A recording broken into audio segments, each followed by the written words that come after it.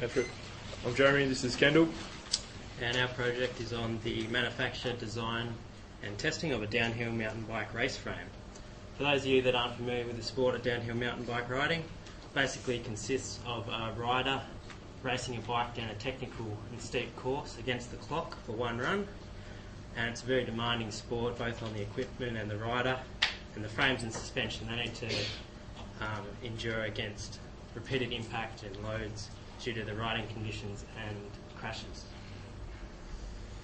Our existing problems are an exposed drivetrain, which has multiple issues. Debris and moisture decrease the drivetrain efficiency. It's otherwise a highly efficient chain system. And also an exposed derailleur, which is often hit by rocks or logs, and that causes the end of a race run, which means you've got no chance of winning. Another problem with the existing design is decentralised mass. And so having extra weight at the rear wheel affects the performance of the bike in the suspension, and it reduces the handling and cornering performance as well. The objectives for our project, these were obtained through a customer needs analysis that we did with an online survey, and this targeted experienced mountain bike racers.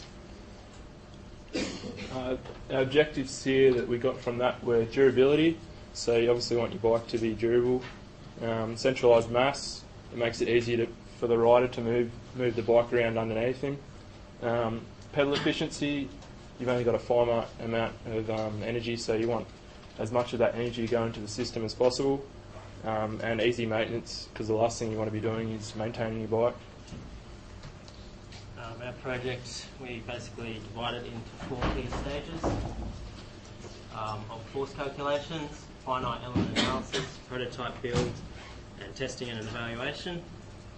For the force calculations, we developed a simplified 2D free-body diagram, which was based on a worst-case scenario, and we used this to calculate the forces on the frame, both from the rider and from the ground, and then these forces were used as inputs into our finite element analysis. For our FEA, we used CosmosWorks, which is an extension on SolidWorks. This was fairly challenging because the model's fairly complex. We used a mixed mesh, so we used solid and shell elements. So it'll be interesting to see how that stacks up against our physical testing. The prototype building, we're using sheet metal for the swing arm. That's used due to the ease of manufacture and ability to make fairly complex models. And we're CNCing the machine parts out. That's another fairly steep learning curve. We're using the Uni's Roland prototype mill. And for our welding, we're going to use a professional TIG welder to ensure weld strength and quality. Our testing program will involve simulated fatigue and impact testing, as well as physical testing, and these are based on European standard procedures, as well as we'll be doing rider evaluations. This is our design so far.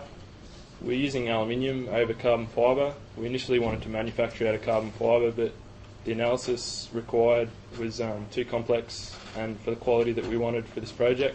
So we opted for isotropic material aluminium, and specifically 7075 T6 and 6061 T6. We had to design the frame to industry standards, such as the head tube, seat tube, gearbox mount, and rear axle and shock mount, just to ensure that we can fit industry standard components when we build up the complete bike. We're using a linkage-driven single pivot, which allows tunability of the leverage ratio. And also a defining feature on it is an inbuilt gearbox. You can see at the bottom bracket there. It's a 7-speed off-the-shelf item that we're using, and that provides an enclosed drivetrain, so it protects it from impact and debris. Therefore, it increases durability of our system and the efficiency. And it also includes a main pivot for our rear swing arm, which also is good because it eliminates the negative effects of pedal kickback and chain extension. So that's basically the progress that we've done so far and the plans we have to complete our project. So thank you for listening.